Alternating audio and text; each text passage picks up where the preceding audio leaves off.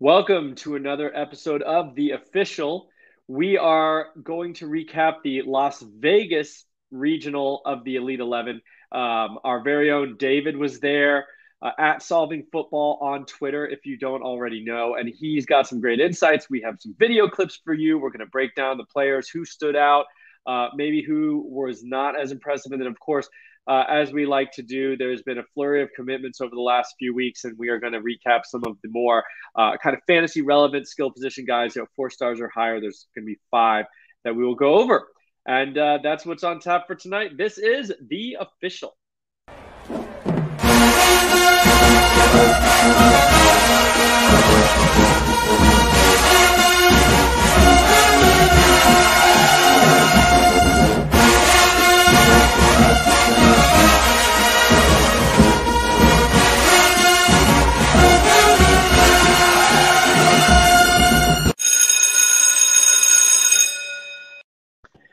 Good evening, gentlemen.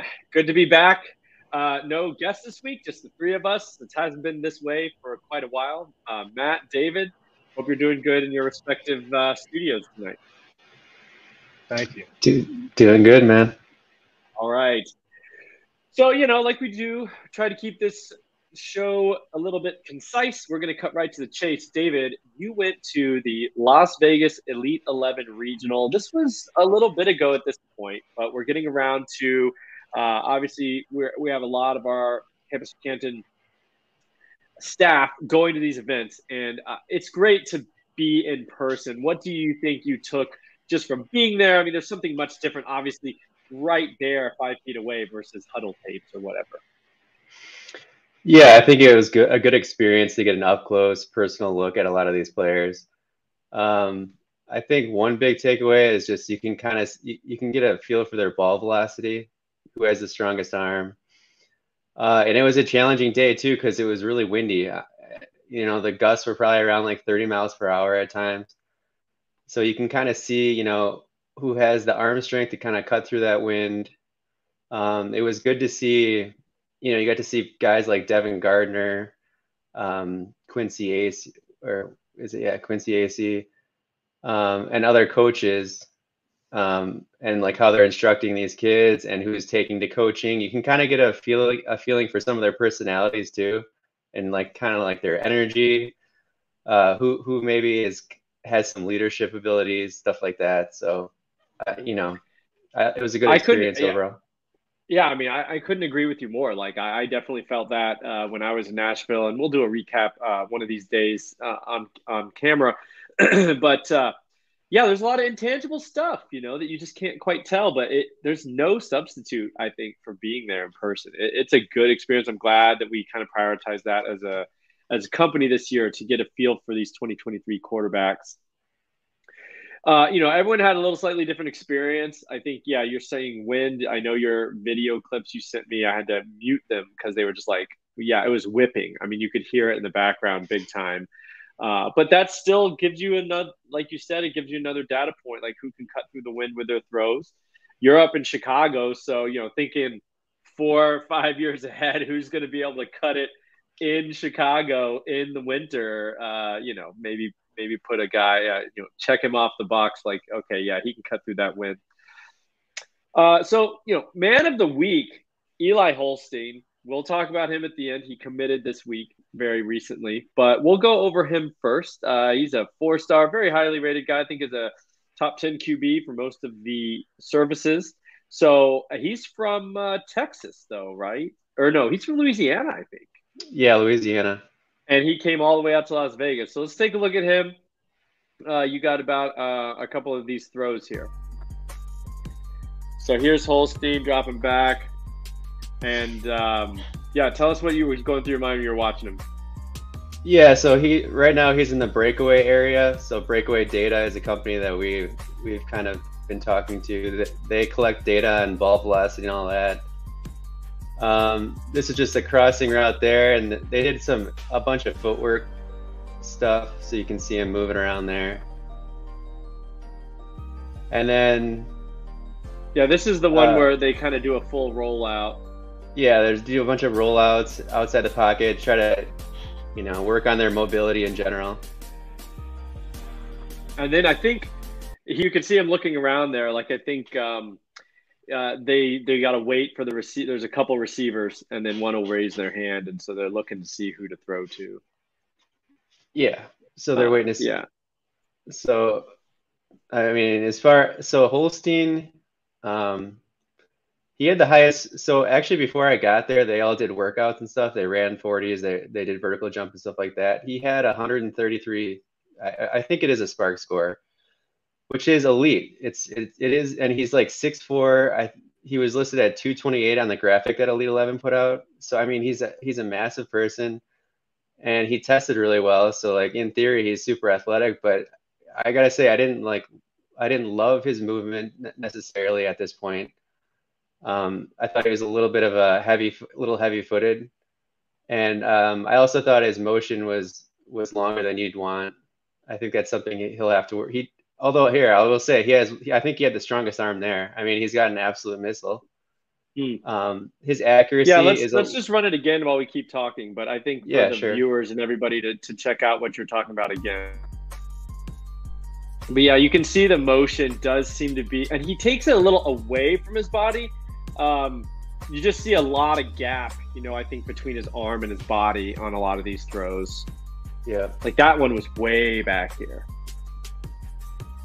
He has a nice follow through. That's a cannon though. You can see that's really a cannon. At you. So you see the movement. It's all right. Yeah. He kind of gets stuck in the mud there. I agree, David. Yeah, when I watched him today, and these clips, I guess yesterday when I was putting it together, I agree that it is a little heavy-footed, which you wouldn't expect for a guy with like a huge 38, 39-inch vert or something. I mean, he's athletic. I agree. It seems a little bit heavy-footed. A good way to put it. Matt, what do you think? Yeah, I saw exactly what David was saying there. Like he's really not getting much going on the agility ladder there. You do like to see he really does have a really stocky, thick build for a player's age, which is something you're not gonna have to project. He's just already ready there. But even with the raw testing numbers, it just doesn't look like it's translating to actual quarterback play itself. And that's why I believe that what we see on the tape as well. Right. I mean, I agree with you. And his stats are good. He's got rushing yards. I mean, he's a dual threat guy in high school, and you can watch it.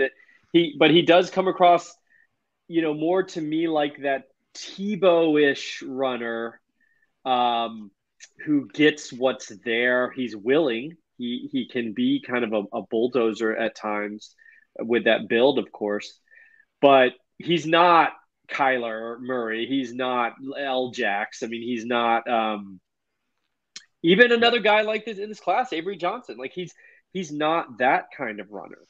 I timed him at 18.9 miles per hour. Which doesn't line up really with the 4.5. The testing. Yeah, I mean the testing is kind of deceiving, I think, in this case a little bit. But on the bright side, we'll talk at the end, but where he's going to school will potentially cure any ills. And so we'll see, once he gets through the factory, what his final outcome is. But yeah, I'm not blown away. I'll just say that. I think there's a lot of stuff to clean up. Seems like you guys agree. Yeah. He's a work in progress for sure. All right. So another guy, this guy's out in California. And my Gators have gotten right here, you see. But yeah, my Gators have gotten, I believe it's going to be an unofficial visit in the next week or two from Jaden Rashada.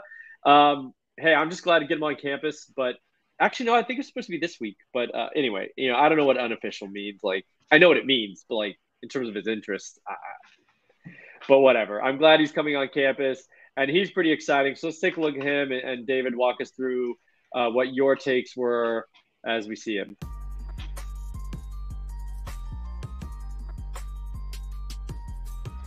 Yeah, so I thought he was a pretty good mover. He's pretty light on his feet. He's got an angular build and kind of a skinny lower half. I think he's like 6'4", 6'5", and I don't know if he weighed in or not. I think it was maybe around 190. But he's athletic. he's got a nice. I thought he had a nice motion in general, like really fast and whippy. So he's got some twitch to him, which is good. And he has a really good arm, like, and maybe you can't tell in some of these clips, but it stood out to me right away and consistently throughout the day. It seemed like he was up there with Holstein as far as like ball velocity, I thought. Yeah, I mean, I think you can see it. We'll watch it again because I think it's nice to get these clips twice through.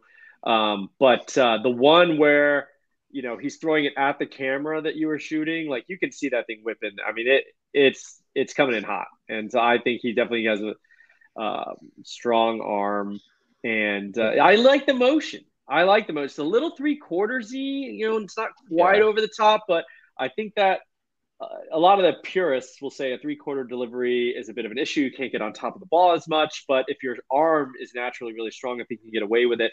And I think it allows a little quicker. And there's a couple where you can see it's really just like a flick. I mean, he's just like a shortstop turning two. What's your take on initial watch there? I think that of all the quarterbacks we're going to talk about here today, he has, to me, the best arm. I think he has the best velocity by a good margin. Like you said, the way his 3/4-ish motion, the way he gets it out quick, the way he gets it out off platform is nice. He's pretty skinny. That's an issue. And Austin actually gave him the comp of Jaden Daniels, which I can't get out of my head. He's not that skinny. But it's there. I mean, they're both not crazy mobile quarterbacks. I think Daniels is more mobile. Rashad is more of a pocket guy. But and I think they both have very above average arms for being such lanky quarterbacks. Yeah, if I remember in our database, Rashada has, I think he does hit that sweet 10% rushing market share. So he just clears it. But yeah, he's not an elite runner, but I think he's functionally, he's not like super subpar or anything like that. But I agree. Jaden Daniels, to me, his problem has never been his size. I mean, yeah, he's skinny, but like I think he just hasn't performed for other reasons. I'm not sure it's just like because he's too skinny. So that doesn't bother me too much. I mean, there's people that still had him as like the number one quarterback in the 2023 draft class like a year ago. Like people still just hung on to him for so long. I think he's now maybe not even going to win the job at LSU. So that dream might be dead. Let's run it through again. And for the viewer, make sure you check out the one where he's throwing out the camera. You can really see that ball. It's a little behind the receiver, but you can see it's really moving. But yeah, this delivery's nice. I mean, I really like that. I'm a fan of that kind of thing. I think, like Matt said, it allows you to envision off-platform ability. It's coming in hot there. And this drill is really interesting to watch them dance around the cones a little bit, I think.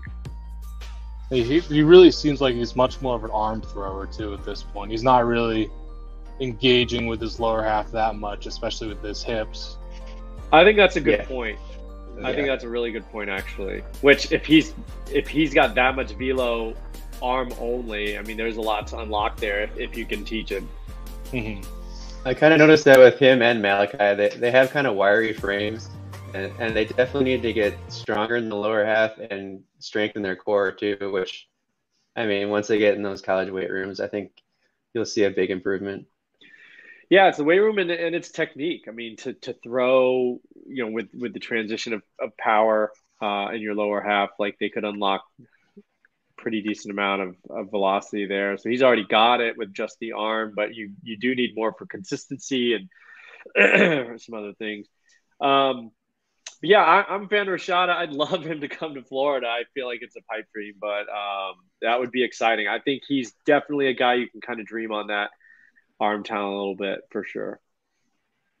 All right, Malachi Nelson, number 2 quarterback. Some people have him as the quarterback 1 at our company, Campus to Canton. I know there's at least one guy who's got Malachi Nelson above Arch Manning, so very highly thought of player. I'm glad you got to see him in person. What did you think about him, the man, the myth, legend. Yeah, I mean, you'll see on these first two throws here, I think. He just has all sorts of arm talent. I mean, he can, out of structure, in the pocket, whatever you ask him to do, he can pretty much do it. He has good ball placement generally. You're using the breakaway. Some of these got a little high, but I think the wind's behind him, so it's kind of hard to adjust the wind. But he doesn't have this. He doesn't have the strongest arm. I think we got him just under 50 miles per hour, but we're just right. estimating. But yeah, you see he moves well. He's pretty creative. Good footwork. He's pretty spry, and he keeps a pretty good base generally. So like he's pretty technically sound, and he has a really good QB coach. Like fundamentally, he's advanced, I would say. Yeah. One thing that stood out to me, especially watching all these guys kind of back to back to back, putting the clips together, was he's super fluid, really athletic mover, even in kind of those short movements. I mean, he's not like juking defenders or anything like that, but just seems like a natural, no heavy-footedness that we were kind of mentioning before, like very slick, kind of with his movements. He's a tall guy. I mean, he's 6'2", 6'3", and he's like getting around really well. Matt, what was your take on seeing some of these clips from Las Vegas?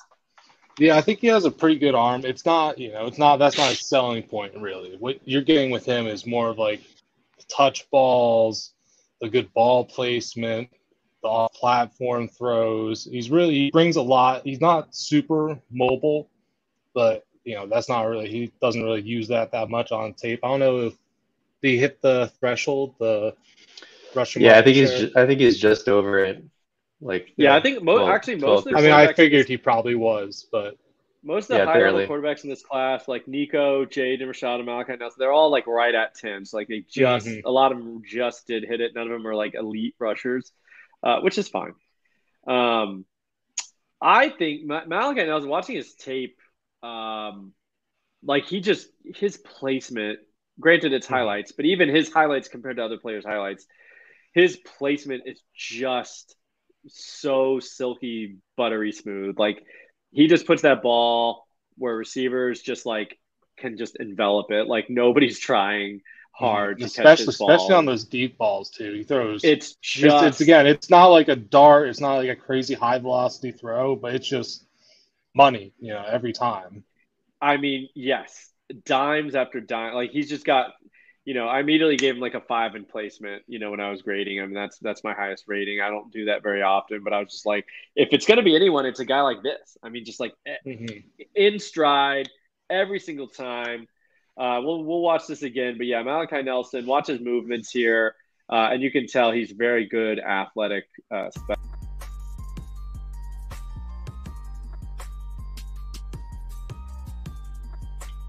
But, yeah, I mean, you can tell the wind. I don't always know if it's for or against, but even that's that ball's coming in pretty hot. But I agree, we haven't clocked it quite at that threshold as some of the other guys, but you can get away with less if your placement and anticipation is perfect, which, he's pretty elite in those areas, I think.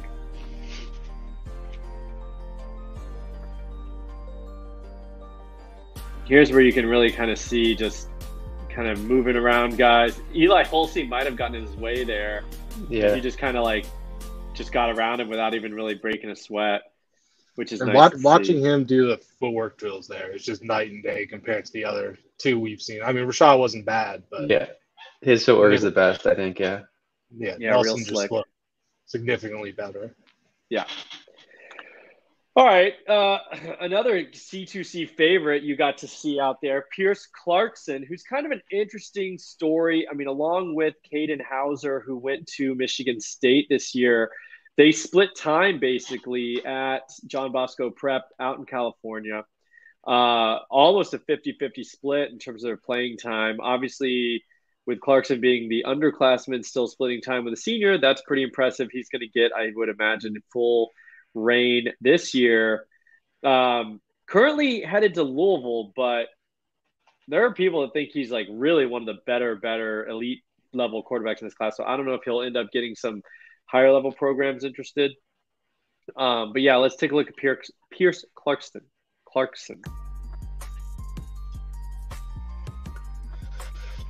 All right, so here he is in the breakaway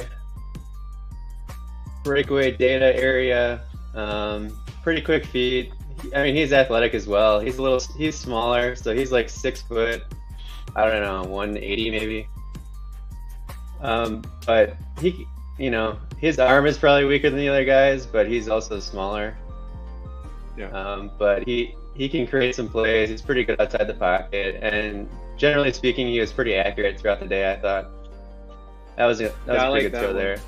Yeah. I like these where they have to throw it and get back and do it again, because you kind of see later in the day like whose legs are giving out a little bit and who's not. That was a good throw again. Yeah.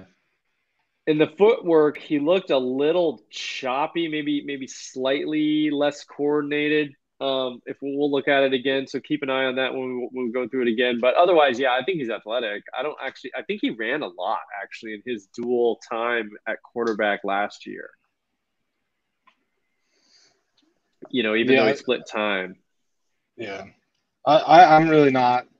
I was expecting to see more. I keep hearing people hype him up as like a legit top 5, top 10 quarterback in his class, and even on the tape, on the video we just saw from the Elite 11, I just don't see the traits there that are going to make that happen. Especially going to Louisville, where he's not going to be like, in a real system that develops NFL quarterbacks that often. Obviously Lamar, but he is not Lamar. We can pretty much seal that off now. Yeah, to be fair, there's one. He's definitely Lamar's not Lamar. One of one. Yeah. And yeah, I just he he looks like he has arguably the weakest arm of the guys we saw here. He's fast, but he's not that fast.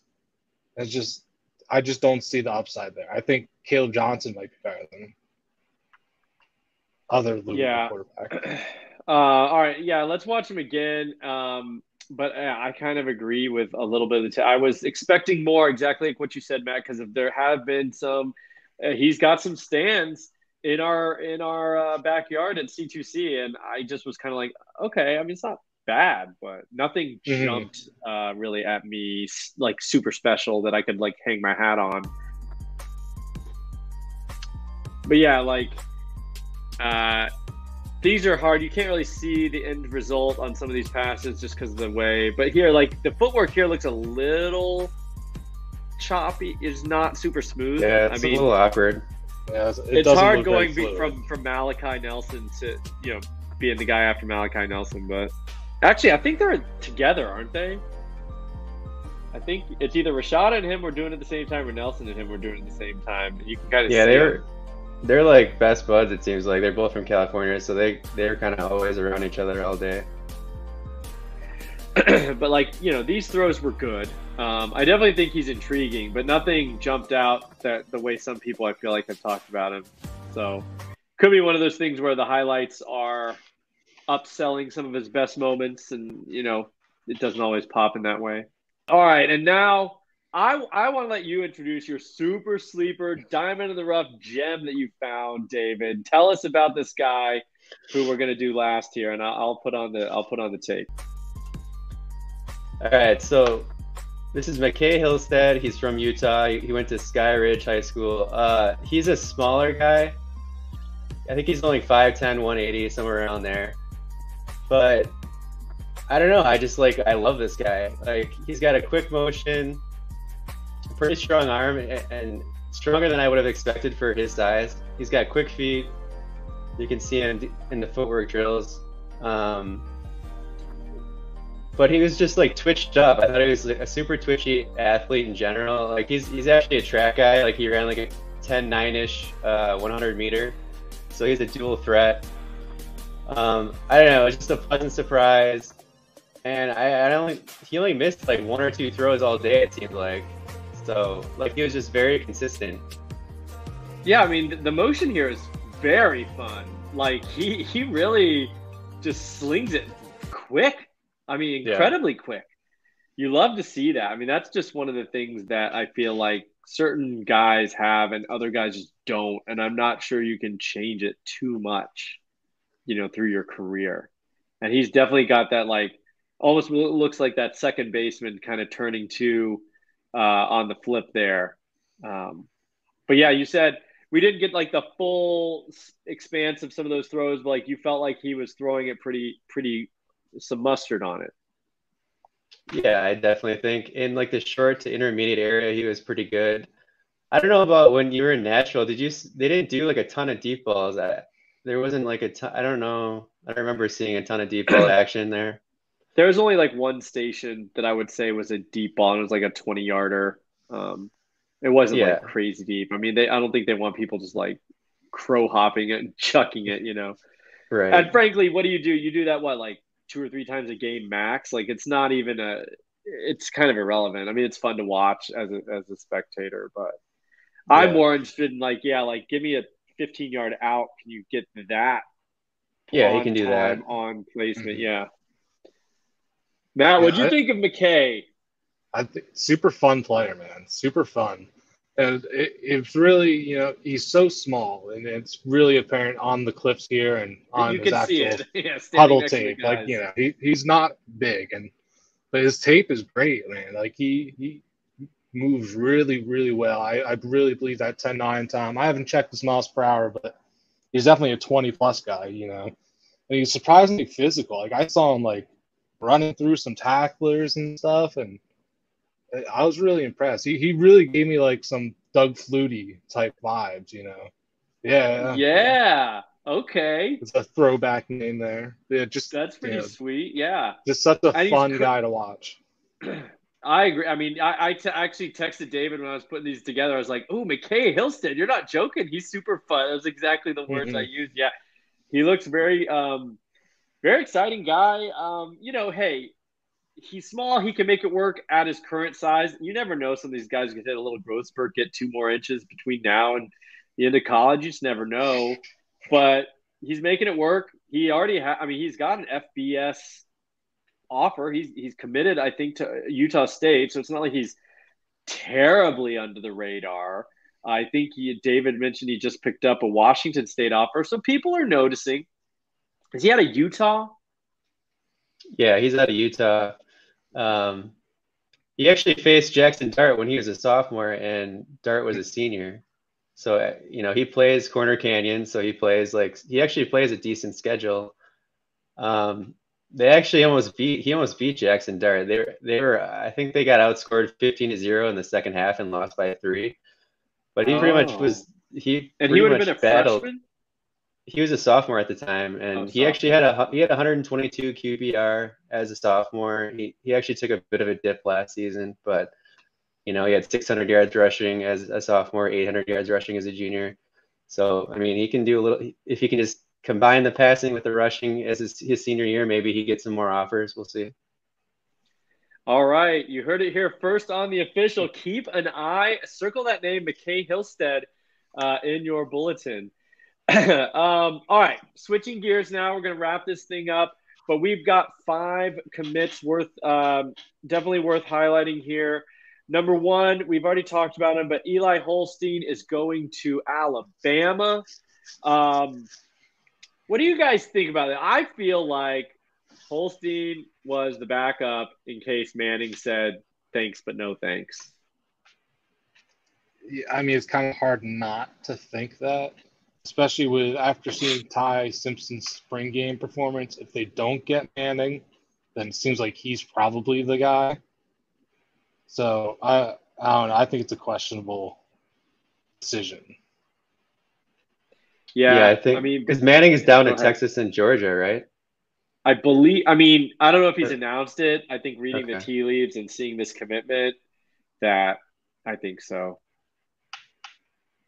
So, yeah, I mean, we already talked about Holstein, but I just wanted to obviously remind everyone he did go to Alabama, and we'll see. We'll see. I mean, we could be totally wrong. It didn't seem that he popped in the same way that some of these other guys that were a little bit higher on popped. But he reminded me of Tebow. Tebow was down to Alabama and Florida back in the day, so maybe Alabama got their Tebow kind of that Tebow type quarterback, and we'll see what they can do. So Trey Holley is 4-star running back going to LSU. I feel like LSU loves these guys. I mean, CEH was kind of his mold. They got Kiner. They've got Amari Goodwin there. Kind of a smallish, but a good runner, but a smallish guy. And LSU just keeps signing these types. Yeah, I liked his tape, but the big glaring thing there is his size, because he's listed at 5'8". He's probably actually 5'7". 180, I think, which is just tough to even project to 200. And yeah, especially the shorter you are, the less total mass you're likely to put on. So that doesn't help there either. But when he does have good tape, I think he could end up being a good college producer, but I don't see that NFL upside unless it's in a very limited role. Yeah, I like him for college. I don't know. It seems like a long shot for him to do much in the NFL. Like you guys said, he's 5'7", 180. Like he's gonna have to somehow jam 20 pounds onto that frame. And at that point, like he's already not that fast. Like he's gonna probably lose speed most likely. Like so we're talking like a small guy and a slow guy. But we're talking Jalen Glover at that point.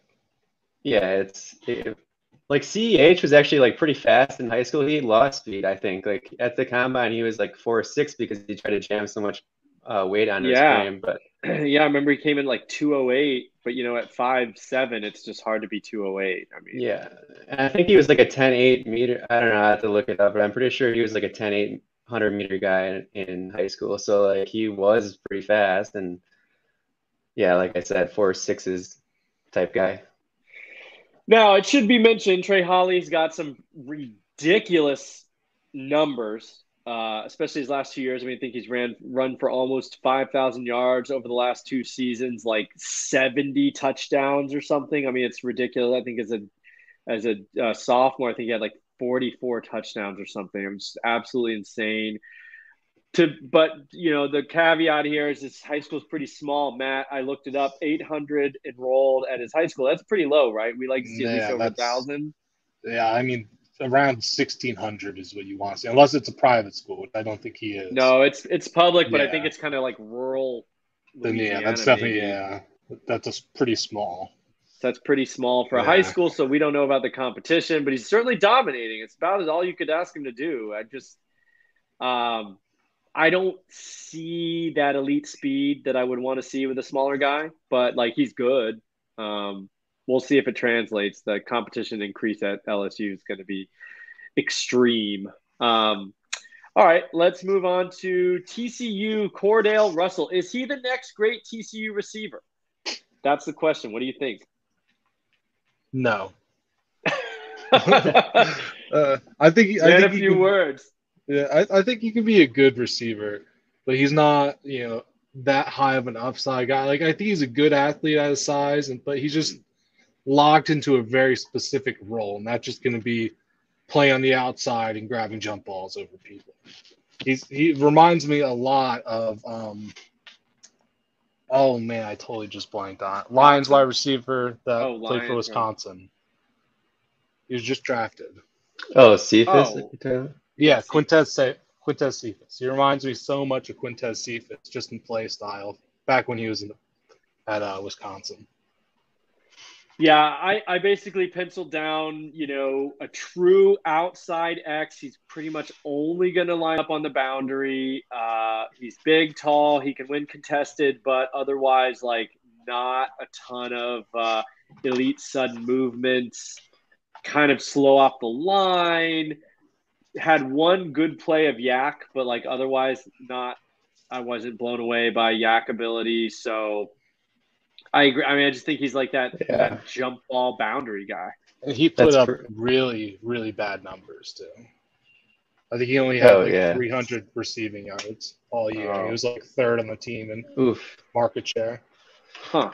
Yeah, I'm pretty much with you guys on this guy. Like On3 has him at 6'3", 208, so he's big, and you can tell his arms are super long. Yeah, he's got a radius for sure. Yeah, he's got a catch radius. Like he will win jump balls like in college, I suppose, but like I don't think there's enough there for him to do anything beyond that. Yeah. All right. Moving on, Rashid Williams, who is the teammate of the aforementioned Jaden Rashada, I believe, at Pittsburgh High School in California. So he is going to Washington, which I know I think might be on Rashada's final few teams. I can't remember actually, but I don't know if there's a little teammate stuff going on there. I put this picture because I don't know what Washington is doing this year, but like everybody's got these umbrellas in all of their like recruit pictures. I think it's like something with Purple Rain. I don't get it, but I just wanted to bring that to everyone's attention what Washington's doing with their recruiting campaign this year. But yeah, Rashid Williams, thoughts? What do you guys think? I think he's good, but I don't really see a ton of upside with him. Like he's got good size. He plays inside and outside. He's probably going to be more of like a bigger slot, even though he's not that big. But he'll probably be like, more in that slot role. And he's going to be able to get open well, but he just, he does very little after the catch. He's not really that much of a contested guy, but he does have very good ball tracking. That's something I did notice. He adjusts very well to the ball, but he's not necessarily somebody that's grabbing it over guys consistently. I think he's a good prospect. He could probably end up being the wide receiver 2 there, but I don't see that high of a ceiling on him. Yeah, I didn't think there was a huge ceiling here. To me, he didn't look very sudden or fast. He looks like a slot guy to me. I don't know. What is he, 6'2", 185? He'll probably get up to like 195 or so, whatever. So he's like kind of a bit of a bigger slot maybe, but he is in a good situation to excel, like, and improve because it depends what you guys think of Jamarcus Shepard. So he was hired there coming over from Purdue, and listen, I mean, he developed, David Bell and Rondell Moore, who were both day 2 picks. So, I mean, he's got that going for him. And a pretty good system with the board there. So maybe that makes him into a producer on the college level, but just another guy that I don't really see NFL upside. All right, but I will agree that the offense in Washington should be some of the more exciting offenses we've seen out of there in a while. All right, and Ashton Cozart, sticking with the Pacific Northwest, I think he's from Arizona. But anyway, he's heading to Oregon. He committed.